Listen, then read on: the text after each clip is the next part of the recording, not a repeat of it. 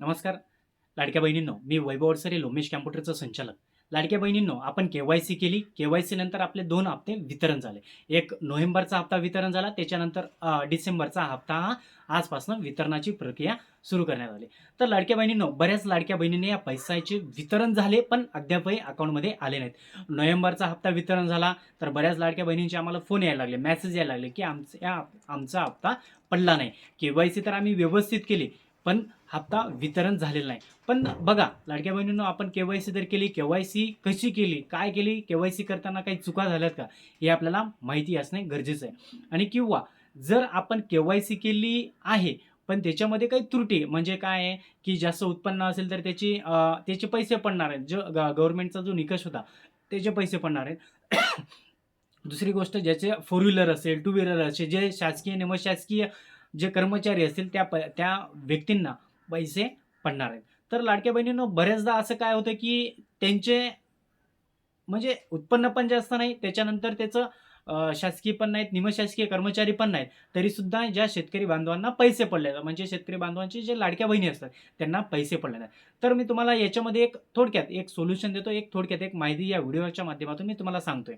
तर बघा, आपण आपण तर के-वाय-सी केली, पण आपल्याला बँकेची के-वाय-सी करणेसुद्धा कंपल्सरी आहे. आपलं अकाउंट डिॲक्टिव्हेट आहे किंवा ॲक्टिव्हेट आहे, हे आपल्याला डी माध्यमातून आपल्याला चेक करायचं आहे.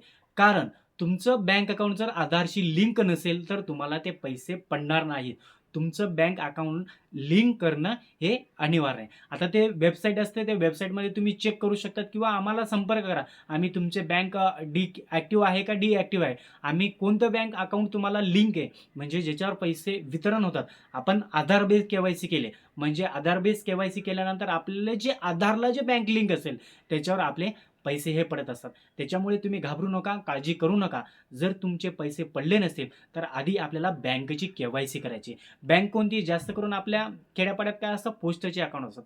तर पोस्टचे अकाउंट जर असतील, तर तुमचा गावाचा जो पोस्टमॅन असेल, त्याला तुम्ही विचारा, की मला माझी बँकेची के-वाय-सी करून भेटेल का? माझ्या अकाउंटची के-वाय-सी करून भेटेल का?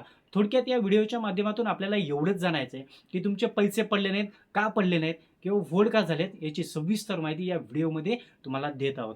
तर जाणीवपूर्वक जास्तीत जास्त लोकांपर्यंत सेंड करा, की सगळ्या या लाडक्या बहिणींना या गोष्टीचा लाभ होईल. आता जास्त करून काय आहे, बँक ऑफ महाराष्ट्रमध्ये अकाउंट असतं, तर आपल्या वेळेस ज्यावेळेस के-वाय-सी झाली आपली, बँकेत के-वाय-सी झाली का नाही किंवा माझं